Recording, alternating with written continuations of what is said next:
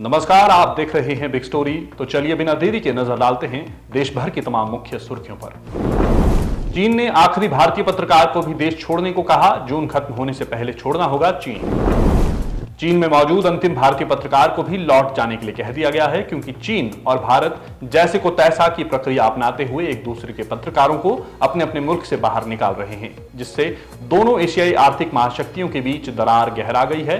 Bloomberg में प्रकाशित report के मुताबिक पूरे मामले के जानकार एक शख्स के अनुसार चीनी अधिकारियों ने प्रेस ट्रस्ट ऑफ इंडिया के रिपोर्टर को इसी महीने देश छोड़ने का निर्देश दिया है। इस पत्रकार के हिंदुस्तान लौटते ही दुनिया की दूसरी सबसे बड़ी अर्थव्यवस्था चीन से भारतीय मीडिया की हाजिरी पूरी तरह खत्म हो जाएगी, जबकि रिश्ते बिगड़ते जा रहे हैं। हरियाणा के कुरुक्षेत्र में एमएसपी को लेकर किसानों का प्रदर्शन, दिल्ली हाईवे किया ब्लॉक। सूरजमुखी की फसल खरीदने में न्यूनतम समर्थन मूल्य यानी एमएसपी की मांग को लेकर हरियाणा के किसानों ने दिल्ली जाने वाले राष्ट्रीय राजमार्ग को जाम कर दिया, क्योंकि वे मुख्यमंत्री द्वारा इस बारे में दी गई राहत से संतुष्ट नहीं थे। उन्होंने कुरुक्षेत्र जिले के पिपली गांव में आयोजित एक महापंचायत में नेशनल हाईवे 44 को ब्लॉक करने का निर्णय दिया। भीड़भाड़ से बचने के लिए ट्रैफिक को दिल्ली चंडीगढ़ रूट पर डायवर्ट कर दिया गया है। बता दें कि हरियाणा, पंजाब, यूपी और अन्य पड़ोसी राज्यों के किसान नेता अपनी मांग को लेकर एमएसपी दिलाओ किसान बचाओ महापंचायत के लिए पिपली अनाज मंडी में एकत्र हुए थे। चक्रवाती तूफान बिपरजॉय ने बदला रास्ता, गुजरात पर बड़ा खतरा, पीएम मोदी ने बुलाई बैठक। चक्रवाती तूफान बिपरजॉय पूर्व मध्य अरब सागर के ऊपर लगातार उत्तर की ओर बढ़ रहा है। यह तूफान पहले पाकिस्तान के तट की ओर बढ़ रहा था, लेकिन इसने अपना रास्ता बदल दिया है। अब ये उत्तर पूर्व दिशा में बढ़ रहा है। मौसम विभाग के मुताबिक यह तूफान और तेज हो सकता है। 15 जून को इसके सौराष्ट्र और कच्छ तट पर पहुंचने की आशंका है। इसके चलते 150 किलोमीटर प्रति घंटे की रफ्तार से हवाएं चल सकती हैं। इसको लेकर आज प्रधानमंत्री नरेंद्र मोदी एक बैठक करेंगे। गुजरात में तूफान बिपरजॉय को लेकर अलर्ट जारी किया जा चुका है। 2024 में होगा अयोध्या के राम मंदिर का उद्घाटन, तारीख हुई तय। अयोध्या में बन रहे राम मंदिर के उद्घाटन का मुहूर्त तय कर दिया गया है। इसके लिए 22 जनवरी 2024 की तारीख तय की गई है। इसी तारीख को रामलला की प्राण प्रतिष्ठा की जाएगी। इस कार्यक्रम में प्रधानमंत्री नरेंद्र मोदी भी शामिल होंगे। मंदिर के गर्भगृह में हनुमान की मूर्ति स्थापित की जाएगी और उनकी प्राण प्रतिष्ठा की पूजा में राम मंदिर ट्रस्ट की तरफ से पीएम मोदी को न्योता भेजा गया है, जिसको लेकर फिलहाल प्रधानमंत्री कार्यालय की ओर से कोई जवाब नहीं आया है। दिल्ली में फिलहाल नहीं चलेगी बाइक टैक्सी, सुप्रीम कोर्ट ने दिल्ली हाईकोर्ट के अंतरिम आदेश पर रोक लगाई। दिल्ली में फिलहाल बाइक टैक्सी नहीं चलेगी। ओला, उबर और रैपिडो जैसी कैब एग्रीगेटर कंपनियों को सुप्रीम कोर्ट से झटका लगा है।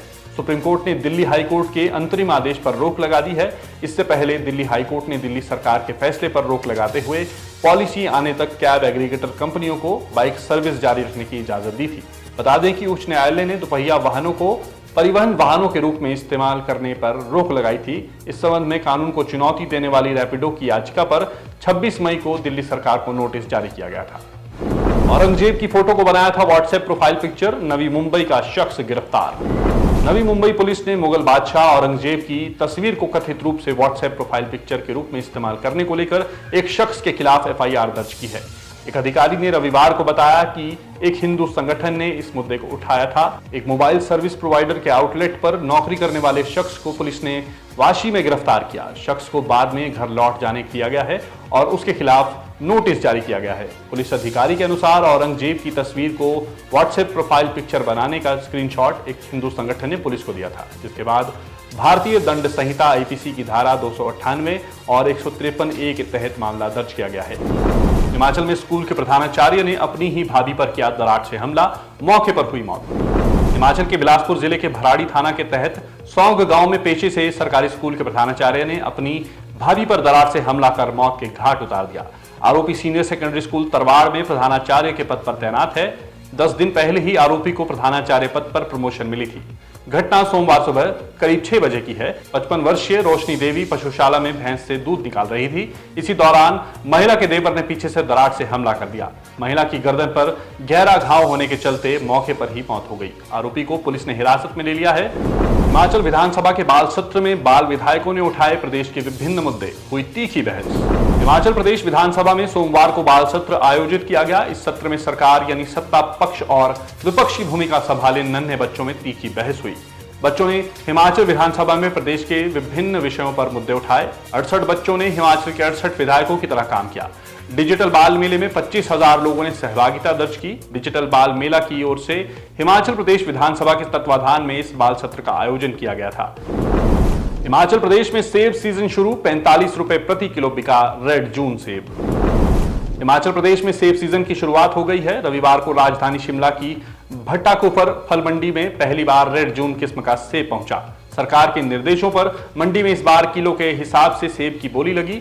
45 रुपए किलो के हिसाब से सेब बिका।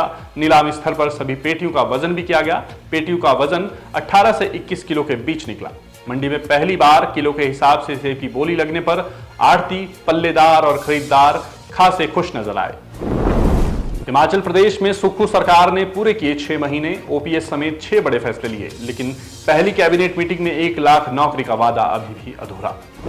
हिमाचल प्रदेश की कांग्रेस सरकार 6 महीने का कार्यकाल पूरा कर चुकी है। इन 180 दिनों में सुक्खू सरकार ने कई बड़े फैसले लिए हैं, लेकिन किसान, महिलाएं और बेरोजगार आज भी अपनी बारी के इंतजार में लगे हुए हैं।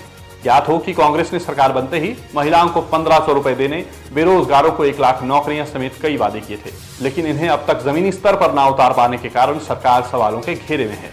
साथ ही आउटसोर्स कर्मियों को निकालना और हजारों करोड़ के लोन लेने के कारण भी कई सवाल खड़े हुए हैं।